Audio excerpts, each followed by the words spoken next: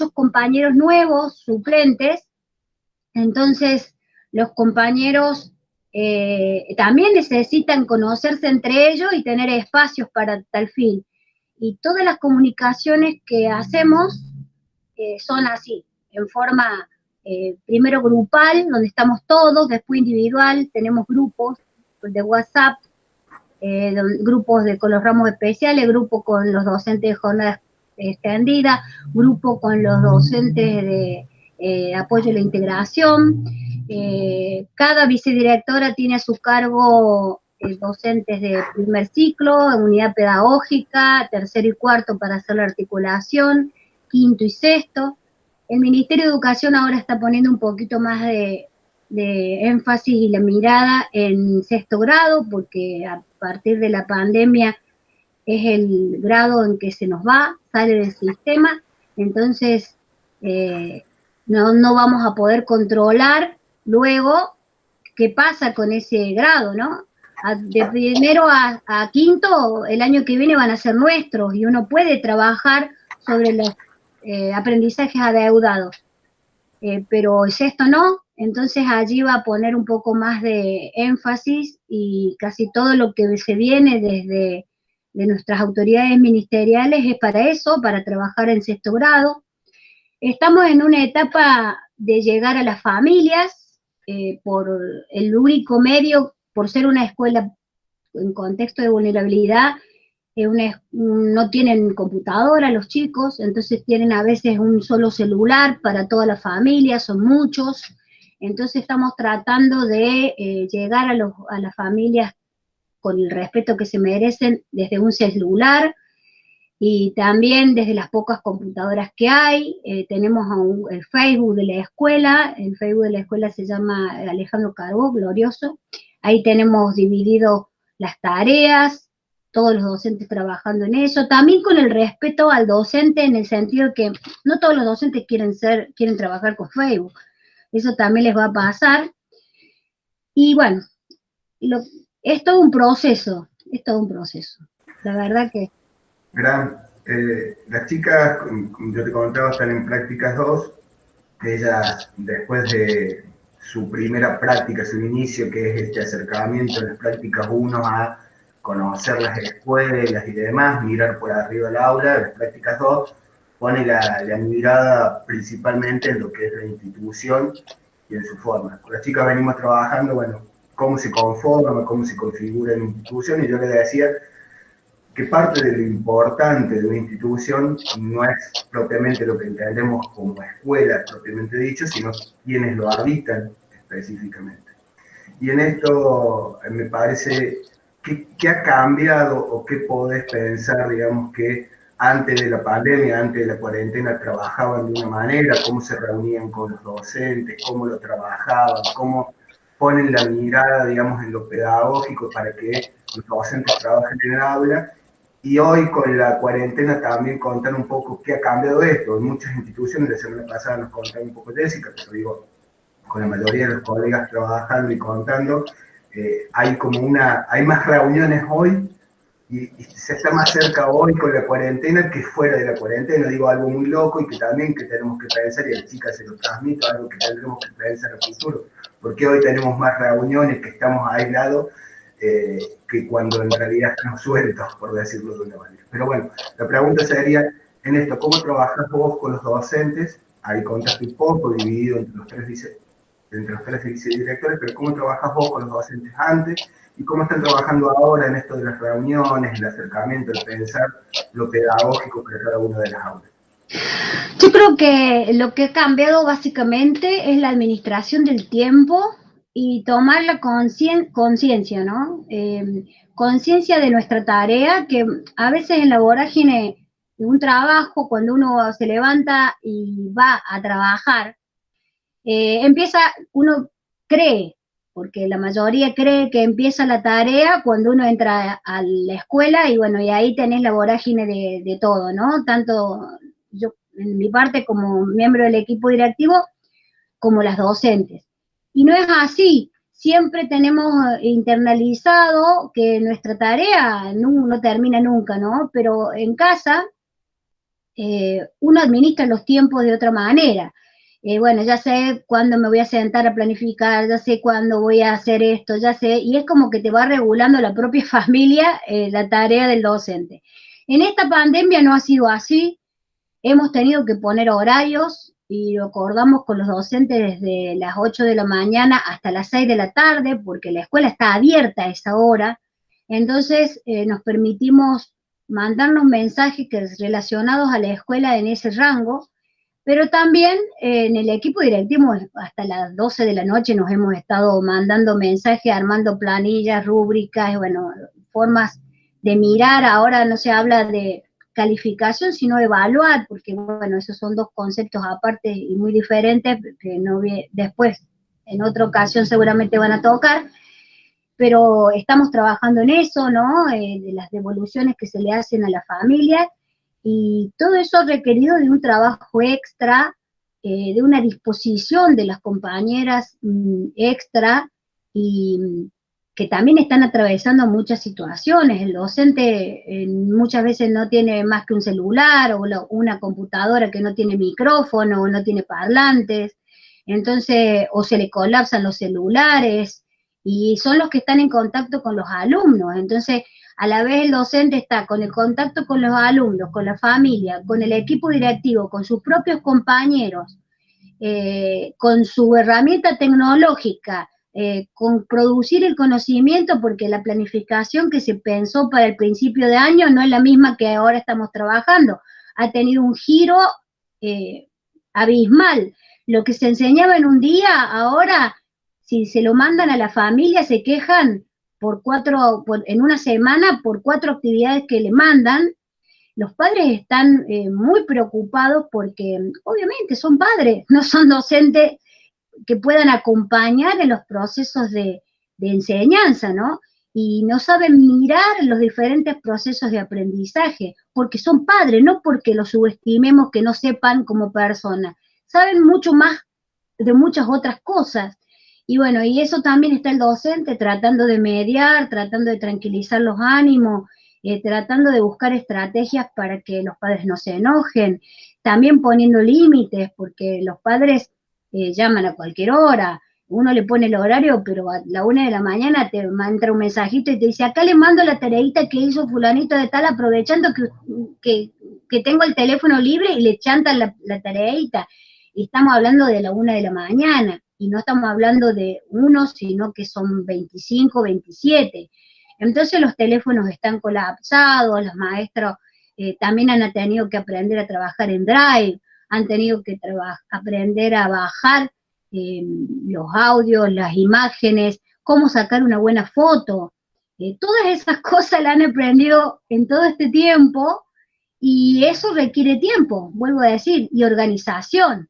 Y obviamente que está la queja, obviamente que está las imposibilidades, siempre está eso, pero si vos armas un buen equipo de trabajo, tanto con tu compañero de grado paralelo como el equipo directivo, que en vez de dar y demandar, uno acompaña,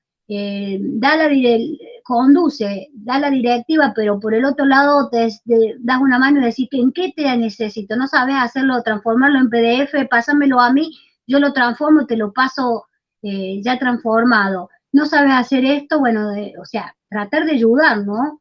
Yo creo que para eso estamos. Esa es mi mirada, ¿no?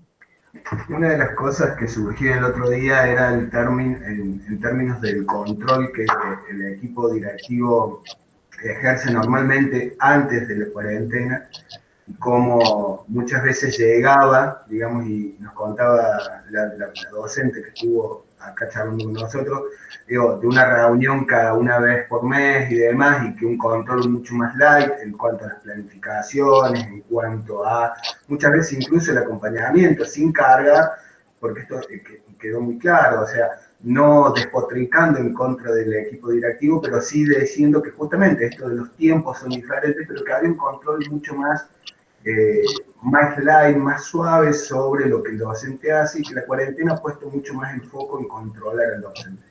¿Esto cómo lo ves? Controlar, pero bueno, sí... justamente, ¿qué es lo que vos... Puede ser que sientan eso. Lo que pasa que no es la intención de control, sino que el trabajo del equipo directivo es más invisible. Entonces, estamos para organizar. Y a veces esa organización, a nadie le gusta que lo organicen la vida, porque hasta ahora siempre ha habido autonomía en esa organización y está bueno que así sea. Sin la pandemia, vos te sentás a planificar cuando querés, contestás a los padres cuando en el horario de clase. Ahora necesitamos organización, necesitamos que los discursos sean uno, porque en la escuela un docente que no hace lo que involucra a los demás, a eso me refiero.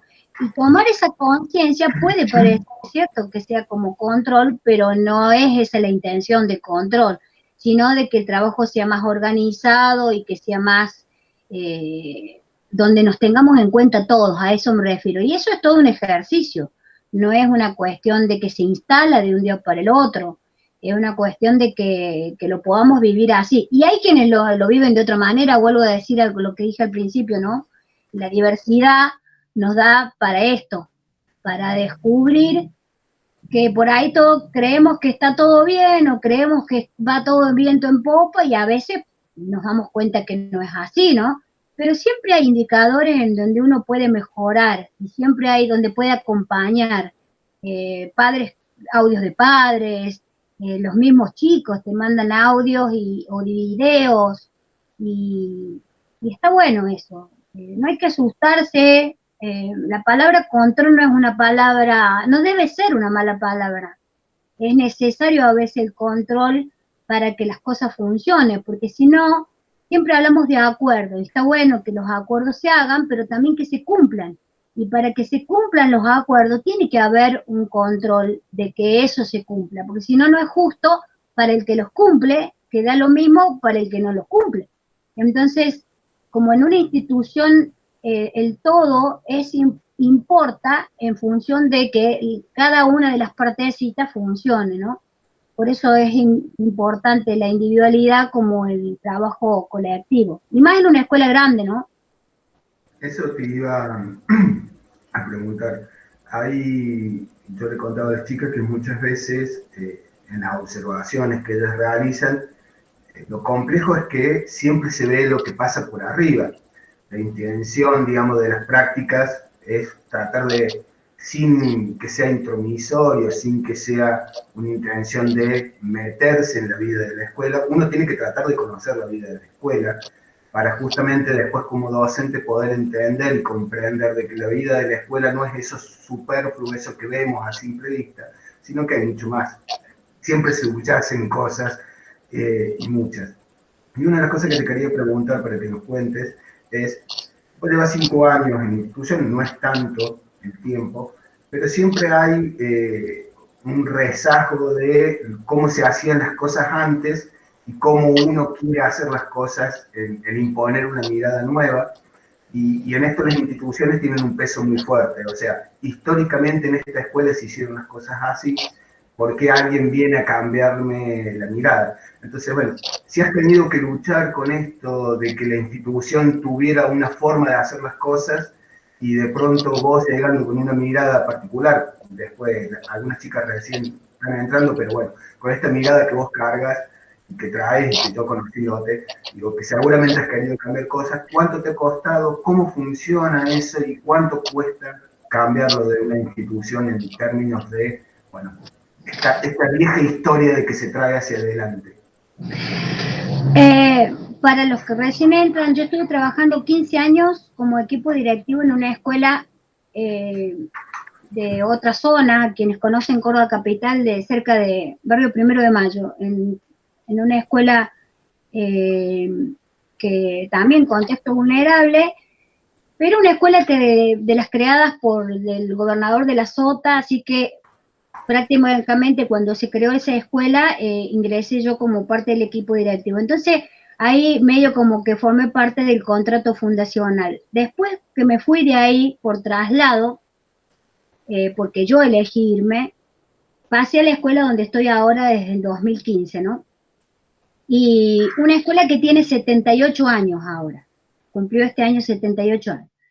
Una escuela en donde ya viene con una historia y con una forma y un trabajo ya súper instalado. Entonces lo primero que hay que hacer es eso, respetar la historia, conocerla. El primer año fue eso, conocerlos, escucharlos, ver cómo venían trabajando todas las contras y todos los pros. Y yo digo primero las contras, ¿saben por qué? Porque eso es lo primero que aparece cuando viene el nuevo. El nue- Aparece todo eso que queremos que cambie y aparece disfrazado de millones de formas. Y digo disfrazado porque cada cual lo pone en función del valor y con el énfasis que quiere, ¿no? Y somos personas y obviamente hay que recibirlos como así lo recibí yo. Y bueno, me acuerdo que fue todo un año de conocerlas y, eh, y también de que ellas me conocieran a mí.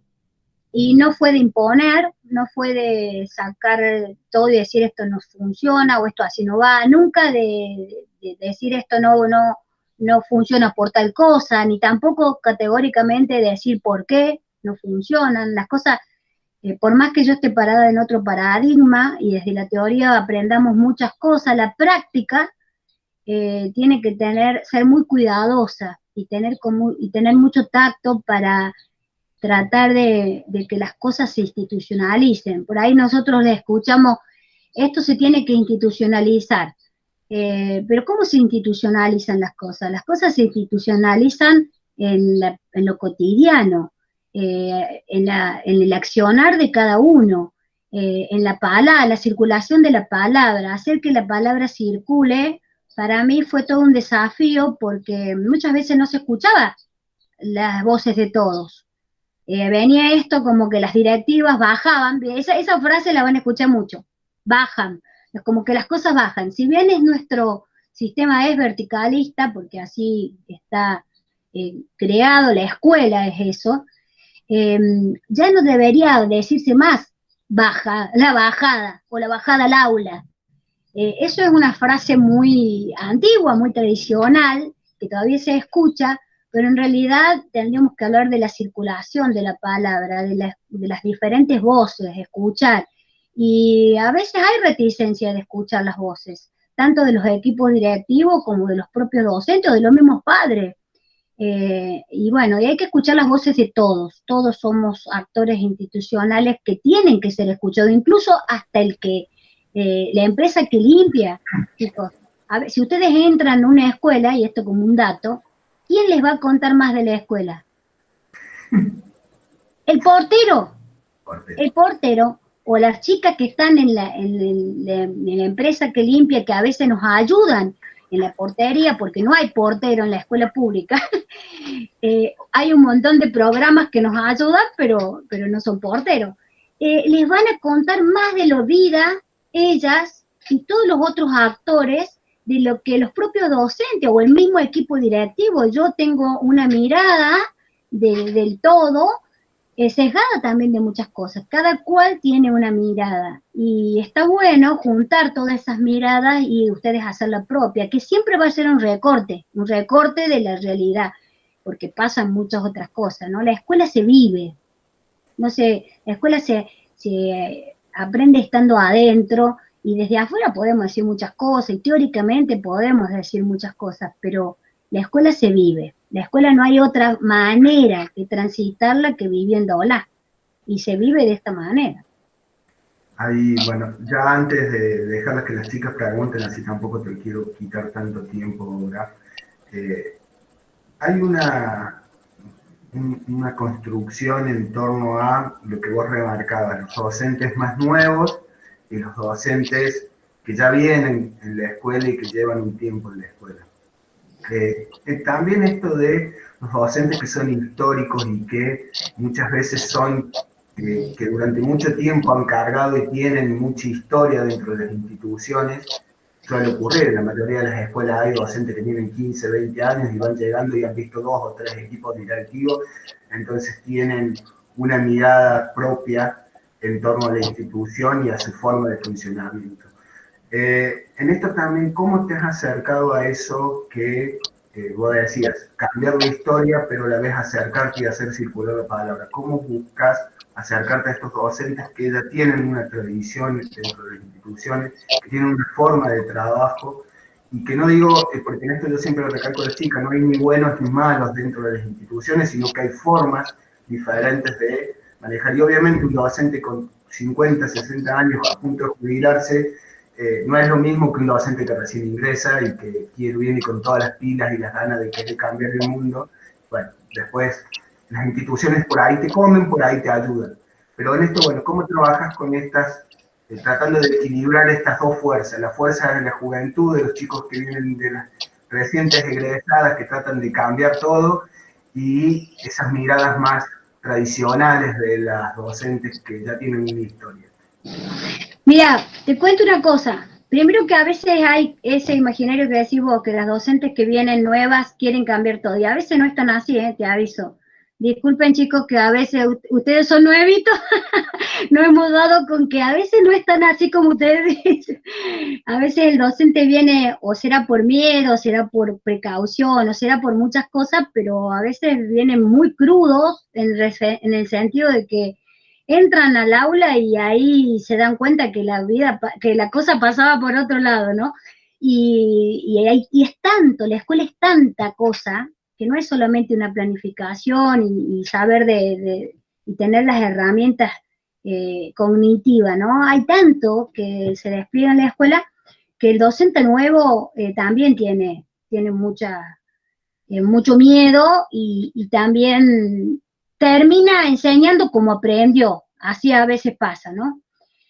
El docente que viene hace muchos años, yo les cuento que tengo una maestra y la traigo a colación porque hace 2 días cumplió 70 años.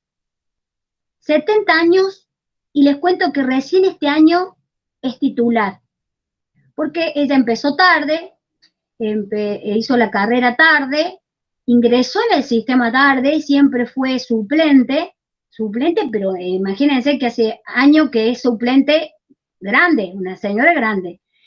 Y ella tiene su manera de enseñar. Vamos a hablar de las metodologías. El conductismo es su herramienta principal. Y a ver, y entonces se abrió un debate con esto del conductismo y el constructivismo y las formas y las metodologías y qué hacemos con los niños con necesidades especiales y cómo. Y bueno, les cuento. Primero que nada, el respeto. El respeto hacia, hacia la tarea docente y hacia esa pasión que cada docente que está frente al aula, chicos, eh, se nota quién es el docente que va y trabaja con, no importa la metodología que implemente, quien lo hace por vocación y quien le gusta la tarea que hace, y no es una bolsa de trabajo, ¿sí? Porque la docencia no es esto, no es una bolsa de trabajo, no es una, y ustedes lo están viviendo, no es una profesión o una tarea más, es realmente una profesión, y para que sea una profesión, nosotros tenemos que principalmente darnos cuenta de eso, ¿no? Que se aprende todos los días, que todos los días va a requerir que ustedes estudien y que miren al otro y que vean, cómo hace el médico, ¿no? El médico pide opinión a otros colegas y no tiene vergüenza de decir, bueno, esto no me sale, no lo sé, voy a buscar otra estrategia. Y los docentes más antiguos a veces les cuesta y creen que tienen la hegemonía y que creen que tienen la forma ya aprendida. Y a lo mejor la tienen, ¿eh? Y que les resulta con un grupo. Esos docentes también tienen cosas para enseñarnos. Y este docente que yo les cuento, esta compañera, es muy querida por los padres, como la ven como la señora grande que debe saber muchas cosas, entonces los padres a veces dicen, ¿y puede cambiarme mi alumnita con esta maestra? Porque claro, le da mucho para escribir, y el pizarrón, y le da tarea, y bueno, y pone más énfasis en otras cosas que la docente más constructivista utiliza otras herramientas. Y bueno, a trabajar juntas.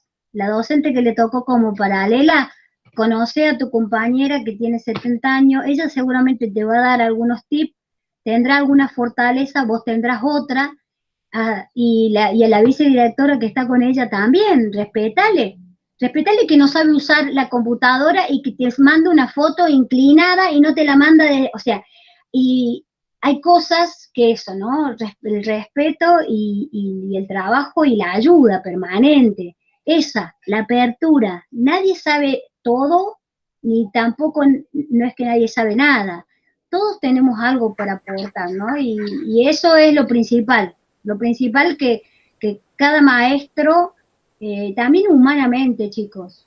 Nosotros tenemos una batería de aprendizajes como personas también, ¿no? Que todos hemos pasado por situaciones tanto lindas como adversas y lo bueno es eso. Uy, ahí veo niños. ¡Qué lindo! Generalmente tenemos participantes, ¡Qué tus hijos lindo! de ¿Verdad? Mirá, bueno, voy a dejar, chicas, la idea es que ustedes si tienen preguntas para Graciela, no acapare yo, que ustedes también le puedan preguntar. La idea es eh, en esto hacer un ejercicio, que es el ejercicio que veremos cuándo se hace, si se hace. La particularidad de la cuarentena para todos ha sido difícil y todavía hay menos soluciones que de las que creemos. Estamos todos atrasados. Así que bueno, la idea es que puedan preguntarle lo que quieran a Graciela en tanto y en cuanto ella pueda responder, pensando este ejercicio de que si estuvieran en una institución, tienen un directivo adelante, ¿qué le podrían preguntar? ¿Qué les interesaría preguntar? Así, así le puede ir contestando también algunas cosas y después cerramos con una charla. A ver, ¿alguien tiene preguntas? ¿Construyó alguna pregunta? ¿A alguien le interesa saber algo? ¿Cómo hacer, por ejemplo, en caso de niños que están atrasados, de que no tienen acceso a internet, de que no tienen el acompañamiento de los padres? En esos casos así, profe. Ahora, en este contexto o en la normalidad. No, en este contexto. Bueno, nosotros nos hemos planteado, digamos, trabajar por etapas. La primera etapa fue esa, llegar a todos con los elementos que tenemos, incluso el docente, ¿no? Incluso no tampoco hemos querido que bajen muchas apps, ni tampoco bajen programas, porque eso llena los celulares y a veces no se puede trabajar, ¿no? Y aparte eso ocasiona molestias a los docentes. Imagínense a los padres que a veces tienen un solo celular. Estamos detectando quiénes son esos alumnos que no les están llegando.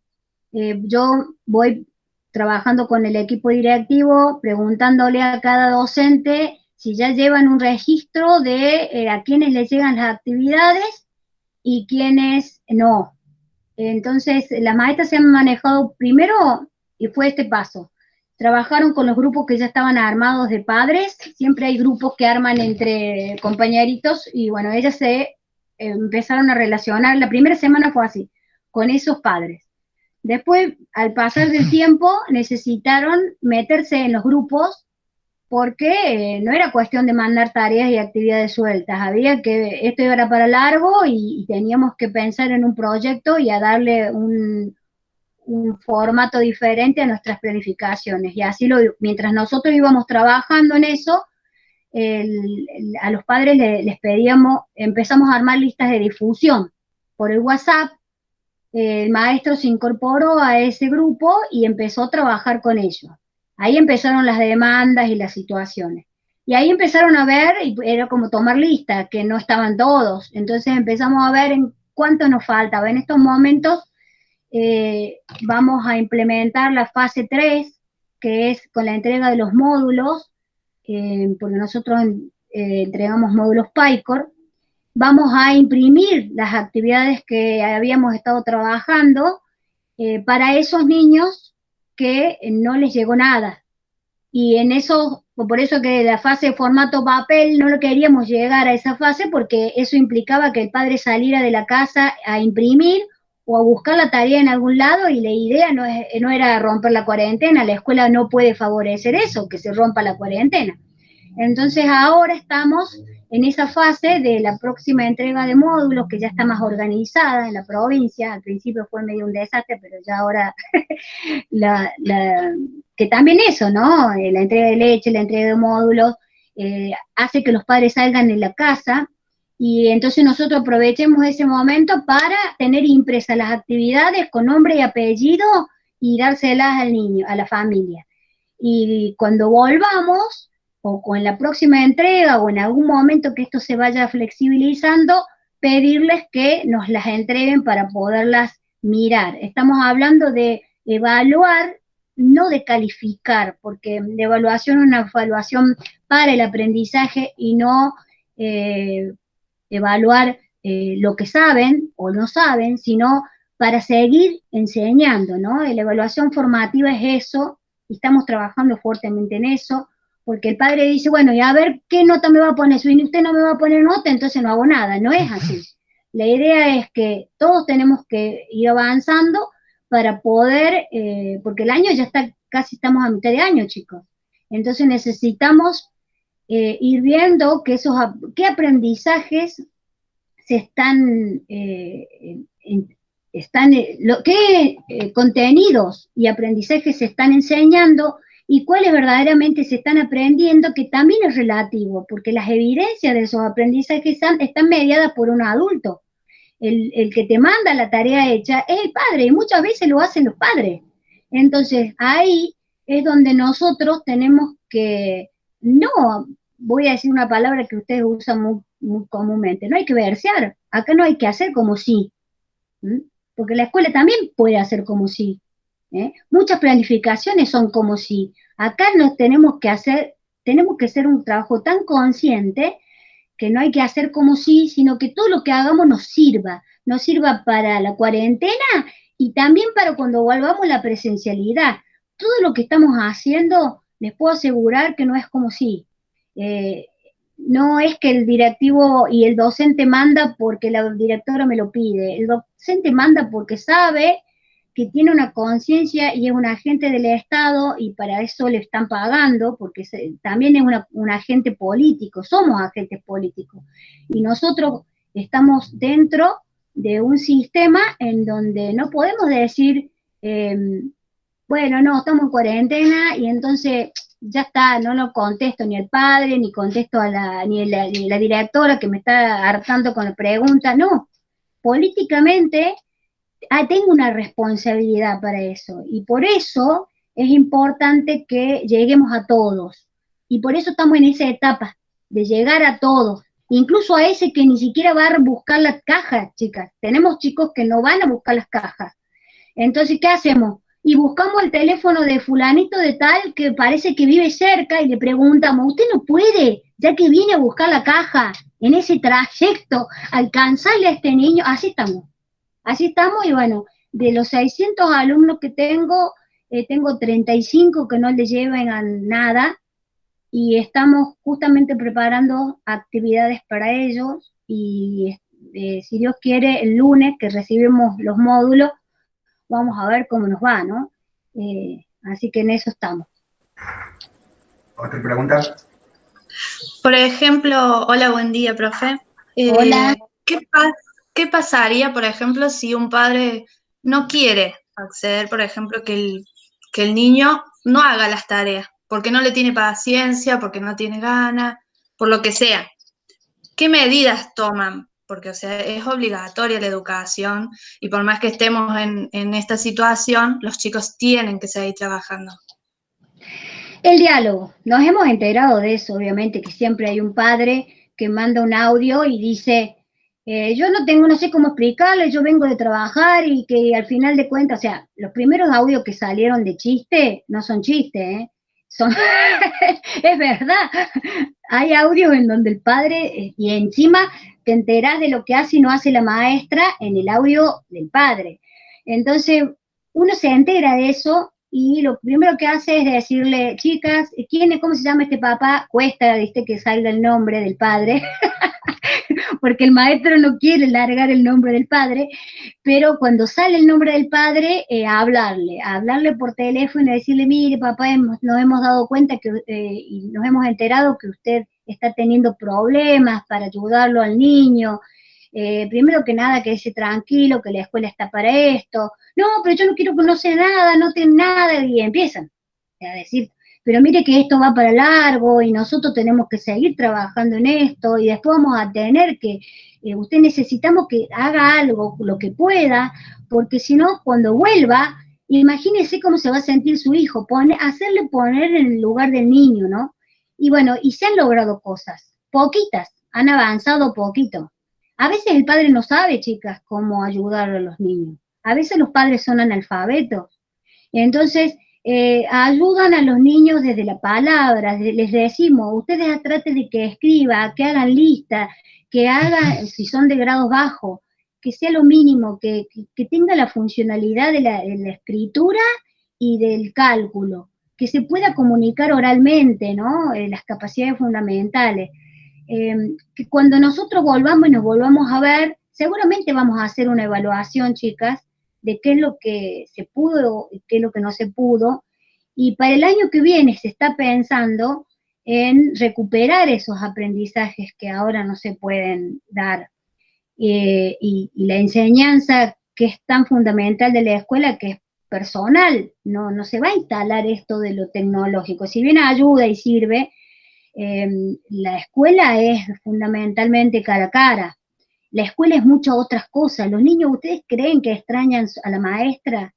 Los niños extrañan estar entre ellos, extrañan en los espacios escolares, los encuentros. Los niños extrañan la escuela en todas sus formas. También extrañan a la maestra, pero los niños extrañan ese espacio diferente que es la casa, que es la escuela. Y entonces eso es lo que no les podemos brindar a distancia. Y seguramente el año que viene vamos a tener que recuperar esos aprendizajes de una forma diferente, ¿eh? Incluso ahora si a fin de año ya estamos pensando cómo volver con maneras diferentes, con hábitos diferentes. La escuela es contacto físico y emocional todo el tiempo. Y bueno, y por eso seremos los últimos que nos sumaremos después de esta pandemia, pero seguramente nos vamos a sumar, y bien, porque la escuela es eso, ¿no? Es el permanente contacto de a ver qué es lo que se puede hacer más. Y bueno, nos tocará de primero a quinto el año que viene recuperarlo. Por eso habíamos dicho al principio, los que no estaban en el principio de esta conversación, que el ministerio está preocupado con sexto grado. Sexto se nos va, y el año que viene no va a ser nuestro en el nivel. Entonces, sexto grado necesitamos ya seguramente va a salir algún cuadernillo, alguna forma diferente de trabajar con sexto, porque medio año ya ha pasado. Así que bueno, eso es no sé si te sirvió el aporte. Ahí Diana justamente pregunta eso, digamos, y los niños que ya pasan el secundario, ¿cómo se van a recuperar esos aprendizajes? Digo, ahí está bueno también pensar cómo articulan ustedes con el nivel medio, digamos, que si hay alguna estrategia ya pensada o se está esperando, digamos, que baje del ministerio alguna estrategia. Si bien nosotros trabajamos con 2 escuelas de la zona, que son los que más elegidas porque cada escuela primaria sabe a dónde van los chicos, tiene como un registro de cuáles son las escuelas secundarias elegidas, ¿no? Nosotros ahí hay 2 escuelas que estamos trabajando siempre, articulamos. El secundario también es un nivel diferente y tiene procesos diferentes de aprendizaje del propio nivel. Al ser muchos profesores tienen otras formas de trabajo y otras demandas y otras realidades, ¿no? No es que nosotros estemos más avanzados, pero sí es como que nosotros tenemos otros ejercicios de metacognición sobre nuestra propia tarea. El secundario recién lo está iniciando, el año pasado hicimos un fuerte trabajo, así que esperamos que después de esta pandemia nos convoquemos, porque tiene que ser mutuo, a trabajar juntos, así como hacemos con el inicial, ¿no? El inicial, si bien antes era un poco más aceitado porque formaba parte del mismo nivel, antes era nivel inicial y primario, un solo nivel, ahora nos separamos hace 2 años, pero seguimos trabajando, quedó instalado ese hábito de trabajo en conjunto. Con el secundario lo hacemos de otra manera, pero nos tendremos que poner más las pilas, seguramente va a haber algo, pero el ministerio en estos momentos está preocupado porque la escuela primaria finaliza en sexto grado y nosotros tenemos que, hay aprendizajes que se tienen que garantizar. Y bueno, en eso se está trabajando, a ver, revisar el diseño curricular, los aprendizajes no negociables, los contenidos no negociables, los aprendizajes fundamentales, revisarlos fuertemente para que esos a fin de año, digamos, cuando se cierre la escuela, digamos, esto se logró, ¿no? Y bueno, vamos en función de eso, estamos trabajando en eso. Hay una pregunta de Mica. En cuanto a chicos de primer grado, ¿cómo están trabajando? Porque es un grado donde el vínculo es de importancia y de esta situación se logra. Con primer grado bueno, es fundamental, es fantástico. Primero que nada, un directivo tiene que poner los mejores maestros en primero y en sexto. Así es. Serán los años que yo trabajo, pero eso es lo que he aprendido, ¿no? Y digo los mejores maestros en tanto experimentados en estrategias. Y esto que dijimos al principio, ¿no? El trabajo en equipo, esos compañeros que son, tienen la diversidad incorporada, ¿no? Esto de que, bueno, no, esto no sirve, voy por esto otro, trabajo con esto, trabajo con todo, porque la verdad que los chicos de primer grado han hecho desde videos hasta audios, cuadernillos, hablan con los padres, les enseñan la oralidad, fuertemente trabajar la oralidad con los papás, que les lean, que les hablen, que trabajen con los formatos textuales, que puedan, diferentes formatos textuales, con carteles, que los chicos puedan, y que también, si el padre sabe el método Mame Mimo Mu, y bueno, tendrán que trabajar con eso porque el padre los va a ayudar de esa manera. En realidad, el Mame Mimo Mu es un trabajo con la unidad menor de la palabra que en algún momento se trabaja también, la escuela lo trabaja cuando ha trabajado desde otros lugares, ¿no? Desde el mundo de lo que es la escritura y la lectura y de la función de la escritura y la lectura en la escuela. Y en eso estamos, las maestras de primer grado son una maravilla y sí se está logrando, fíjense, es uno de los grados el que más llegan las cosas de vuelta. Se graban los chicos, las mamás se graban, aparte hay un acompañamiento del padre mayor en primer ciclo que en segundo ciclo. Nos preocupan los de segundo ciclo porque los dejan un poquito más solos. Pero sí, es importante eso. Ahí Martina preguntó por qué, si exigen calificar a los estudiantes, yo ya lo expliqué eso hace un ratito, que no hablamos de calificaciones, sino de evaluación formativa. Evaluación formativa quiere decir que hacemos un acompañamiento de los aprendizajes en tanto cualitativos, ¿no? No hablamos de muy logrado, ni escasamente logrado, ni tampoco muy bueno, ni excelente, sino que hablamos de en cuanto proceso. Se está iniciando en la adquisición de la lectura, es en la parte el que recién inicia. Y el que está avanzado, ya sabemos que se han trabajado diferentes formatos textuales y se ha pedido la escritura, y bueno, los chicos, eso estamos viendo, que escriban, ¿no? Y para eso necesitamos que nos manden las evidencias de vuelta. Así que no es cuestión de calificar, sino de evaluar para poder preparar las clases en función de nuevos aprendizajes, porque es difícil a la distancia. Muchas veces, vuelvo a decir, las evidencias vienen de los padres, o sea, vienen mediadas por la mano del padre. Entonces, ¿vos cómo sabes si eso lo escribió el niño o el padre? ¿No? Es todo un tema. ¿Alguna otra pregunta, chicas? Así liberamos a Gra y cerramos nosotros.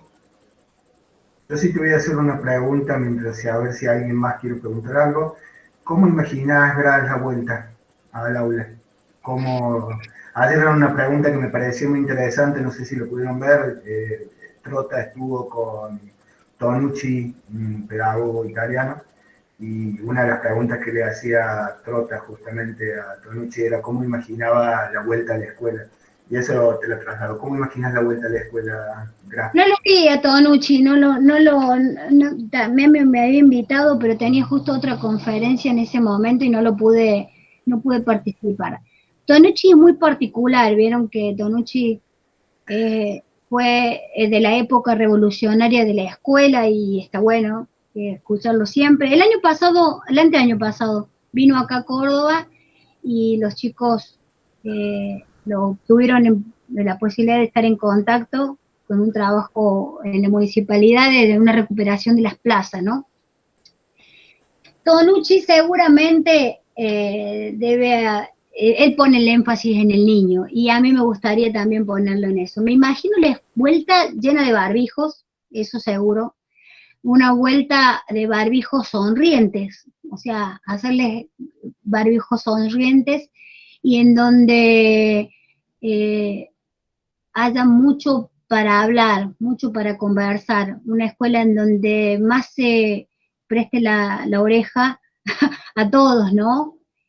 Porque también vamos a estar limitados en los abrazos, vamos a estar con miedo, vamos a estar con muchas cosas, ¿no? Pero yo creo que mientras estemos, valorar la presencia del otro y la palabra y la escucha va a ser, mediando el barbijo de por medio, eh, pero me la imagino llena de barbijos sonrientes y mucho bullicio. La escuela tiene que ser eso y no saben lo que es. Ahora me voy para la escuela justamente para preparar esas tareas que les decía antes, eh, lo que es la escuela vacía. La escuela vacía no es un edificio muy triste. La escuela tiene que ser eso, un encuentro permanente de niños grandes, padres, bueno, es eso me lo imagino así. Gra, bueno, chicas, ¿alguna pregunta más? Así la liberamos a Gra. ¿No?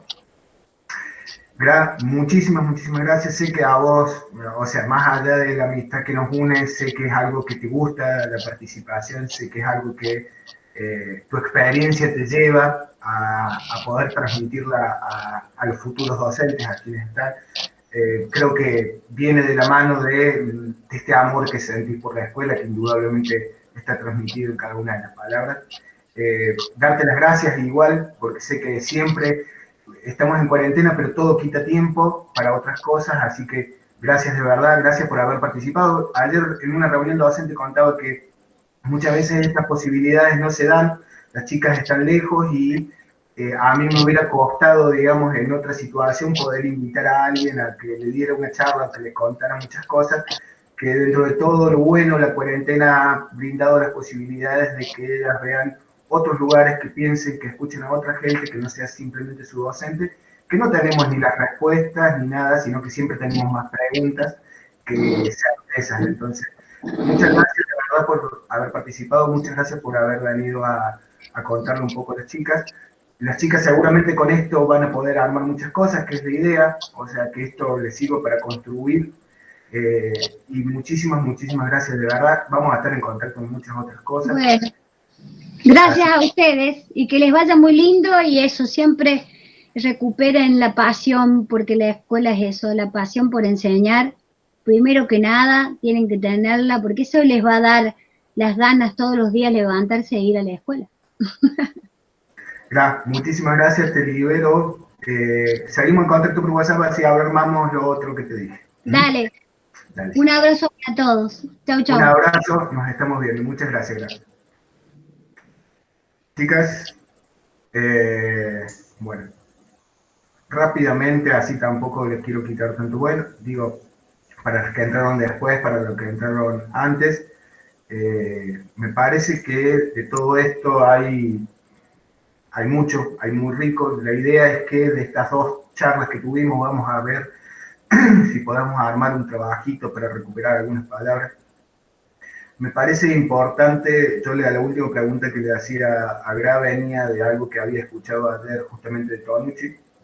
Tonucci es un pedagogo italiano que viene muy fuertemente de las corrientes de la escuela nueva, que pone la mirada muy en el niño. Y ayer le decía, muy parecido a Graciela lo que decía, o sea, la idea de la vuelta a la escuela va a ser una vuelta en la que el niño va a tener que tener el protagonismo, o sea, no va a haber una vuelta de escuela, volver a sentarse en el banco, sino que por lo menos 2 o 3 días en el cual el niño tenga que tener contacto, porque lo que más está extrañando en este momento es el contacto con sus compañeros, con sus amigos, con la vida cotidiana, que es lo que hoy no está teniendo. Es más, él ponía, y me parece interesante para que lo piensen con la mayoría que tienen hijos, él decía que había 2 cosas importantes. La primera es que los docentes podían hoy empezar a pedirle a los chicos que imaginen juegos en los cuales no tengan que tener contacto físico, para que la vuelta de la escuela ellos inventen juegos, no crearlos nosotros como docentes, no crearlos nosotros como adultos, sino que los niños empiecen a imaginar los juegos que van a jugar cuando vuelvan a la escuela, en el cual no van a poder tener contacto, en el cual van a tener que estar distanciados, en el cual van a tener barbijo. Entonces, que ellos empiecen a imaginar cuáles son esos juegos que van a poder jugar. Y lo segundo que decía Tonucci ayer, que me parecía maravilloso, es pedirle a los niños también que hagan un registro vivencial, un cuaderno, una bitácora, un diario de la cuarentena. Porque él ponía el énfasis de que los niños van a tener que tratar de olvidar esta mala experiencia, pero es una experiencia que tienen que recuperar en algún momento. Son niños formados en un año entero casi, o en medio año entero, en cuarentena. Entonces, está bueno como ejercicio para que ustedes también lo piensen como padres. Digamos, que ellos escriban sus propias sensaciones en torno a la cuarentena. Y esto también pensándolo ustedes cuando vayan a hacer sus observaciones, si se dan en agosto, si se dan en septiembre, o si no se dan. Pero digo, bueno, ¿cómo podemos nosotros como padres, pero a la vez como futuros docentes, pensar esto, recuperar todo lo que les está pasando? Porque una cosa es lo que nos pasa a nosotros y otra cosa es lo que le pasa a los niños. Entonces, para que lo pongan en práctica, digo, que les den el lugar a ellos de sentir qué les está pasando durante la cuarentena. Que tengan un lugar donde registrar qué les está pasando, que lo puedan escribir, que lo puedan grabar, que lo puedan, pero que sea un registro para el regreso, porque va a ser importante y va a estar atravesado a la vuelta. Para ustedes, imagínense que son formadas en la cuarentena y están haciendo las prácticas en cuarentena. Creo que parte del desafío va a ser, bueno, cómo atravesaron y cómo vieron las prácticas en cuarentena. Así que me parece que también poder trasladarlo. La idea de cerrar con todo esto es mínimamente retomando algunos de los textos que hemos ido viendo y que hemos ido construyendo. Me parece importante traer 2 o 3 cositas de las que dijo Graciela. La primera es que, a diferencia, fíjense cómo funciona una escuela privada y cómo funciona una escuela pública. Las diferencias son sustanciales, o sea, el seguimiento que hay y las miradas que hay desde un equipo directivo y desde las que hay un docente. Nadie tiene la verdad, Graciela lo puso fuerte el énfasis y me parece buenísimo. Nadie tiene una mirada total de la escuela. Ustedes como futuros docentes y estando en las prácticas 2 y después en las prácticas 3 y en las prácticas 4, una de las cosas que tienen que tratar de recuperar es que cada vez que ustedes hagan una entrevista o vean o hablen, no tiro abajo las escuelas privadas. Digo que son miradas diferentes, o sea, son cosas diferentes las que pasan. Y lo que me interesa es que ustedes puedan justamente construir la mirada sabiendo de que nunca van a tener una mirada total. No, es más, Diana, vos sabés que Graciela al comienzo creo que no estabas. Ella contó que su trayecto formativo le hizo en una escuela privada. Ella fue a una escuela privada. Sí, es cierto que como todos, y esto lo pongo sin que esté Graciela, pero conociéndola, quienes estamos en la educación pública siempre tenemos una mirada de revalorizar la escuela pública. Durante años se ha bastardeado a la escuela pública y se ha puesto por encima a la escuela privada. Y creo que siempre hay intenciones de quienes estamos en la educación pública de revalorizarla. Y muchas veces puede parecer que lo que queremos hacer es ningunear a la escuela privada, y no, primero porque esto se los he dicho y la mayoría de los docentes, no existe una escuela privada, básicamente. Todas las escuelas son públicas en el sistema educativo argentino, todas son públicas. Lo único que hay es gestión privada o gestión estatal. La gestión es diferente. Pero sí es cierto que muchas veces puede sonar de esa manera, pero es por un intento de revalorizar, porque, bueno, hemos vivido gobiernos no hace mucho que han bastardeado de manera muy, muy fuertemente a la educación pública, y creo que hay una intención en eso, y puede sonar como una mirada peyorativa hacia la educación privada, pero no. Te aseguro que en ese sentido, conociendo a Graciela, sé que incluso ella ha tenido trayecto y ha trabajado en escuelas privadas, son formas diferentes. Y ahí me quiero quedar, que ustedes entiendan de que cuando ustedes van a hacer observaciones no van a ver toda la escuela, van a ver partes, y esas partes lo que tienen que tratar de hacer es unirlas para tratar de tener una mirada parcial en torno a las instituciones. Y lo otro es, fíjense en lo importante y el peso que tienen los equipos directivos. Cuando ustedes vayan a hacer observaciones, cuando ustedes vayan a mirar las escuelas, uno de los lugares a donde fuertemente tienen que mirar para saber qué pasa en las instituciones y tener dos voces es sobre los equipos directivos. Porque muchas veces los equipos directivos tienen una mirada que es más total de la escuela y no en particular, y el docente siempre tiene una mirada particular, propia. El aula y un poquito más, el aula y sus compañeros. El directivo siempre trata de tener una mirada más amplia. Esto es para que vayan haciendo el ejercicio, que después lo vamos a poner en papel, de cómo construir una mirada en las observaciones. O sea, qué me dice el directivo, qué me dice el docente, qué me dice el preceptor, qué me dice el otro docente, qué me dice el que limpia. Digo, la escuela se construye entre todos sus actores. Y la importancia que tiene, qué mirada tiene cada uno de esos actores. Esos actores construyen una mirada desde el propio lugar que ocupan, obviamente, y siempre es parcial. Aunque el equipo directivo siempre trata de tener una mirada total. Pero se le escapan, Graciela dijo, se les escapan muchísimas cosas. Y por último, y para cerrar, la importancia de, fíjense que ponía en recuperar que cada docente tiene fortalezas y debilidades. Y esto es también para que ustedes, al momento de que vayan a hacer observaciones, no carguen desde la mirada valorativa de lo que hace el docente, sino que tratar de buscar cuáles son las fortalezas que tiene un docente para poder aprender de esas fortalezas, porque Graciela lo dijo en un momento, o sea, todos aprendemos de todo. Seguramente que ustedes vendrán con metodologías mucho más nuevas, mucho más interesantes, etcétera, etcétera, etcétera, y algún docente viejo por ahí no comparta eso.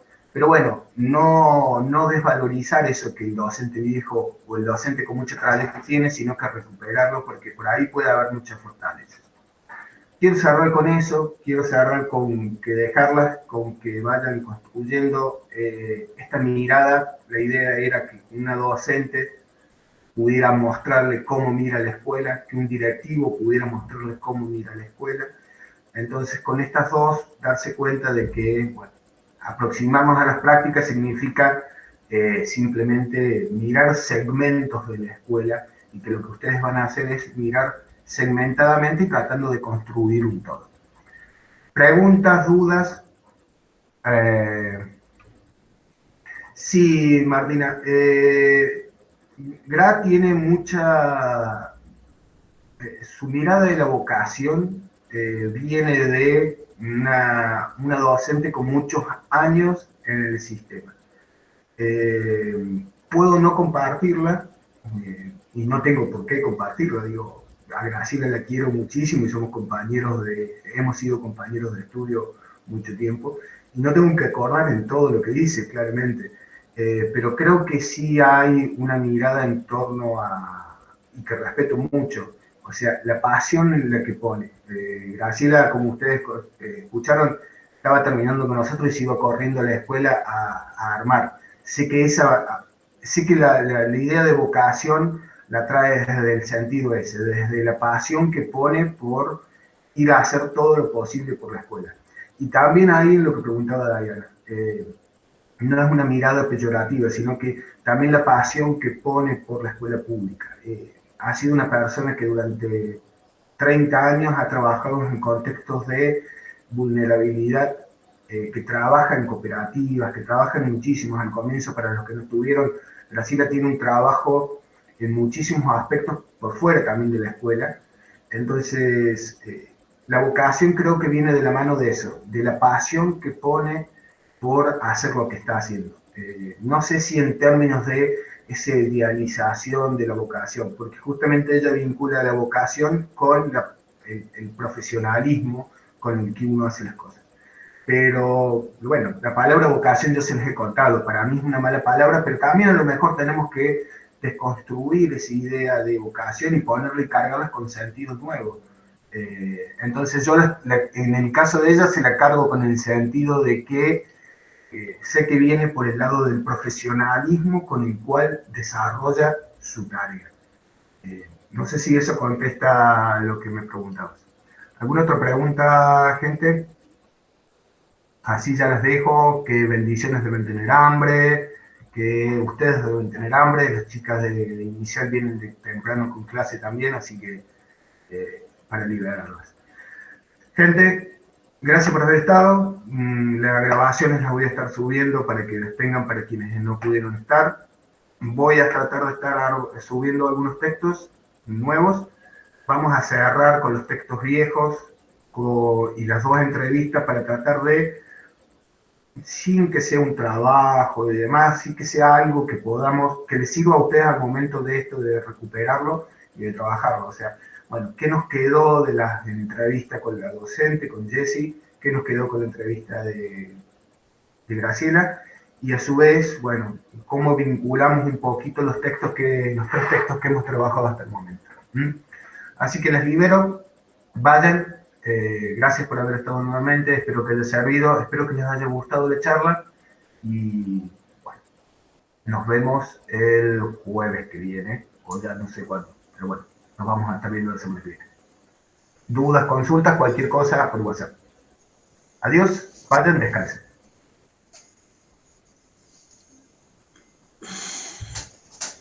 Chao, profe. Chao Lu, chao Mica, chao Marti. Llegamos tarde. Ya, no, después ven la grabación de la parte Sí, anterior. eso, porque estaba buena, pero llegamos tarde. No, no hay problema. Después subo la grabación, chicos. Listo, gracias. Adiós.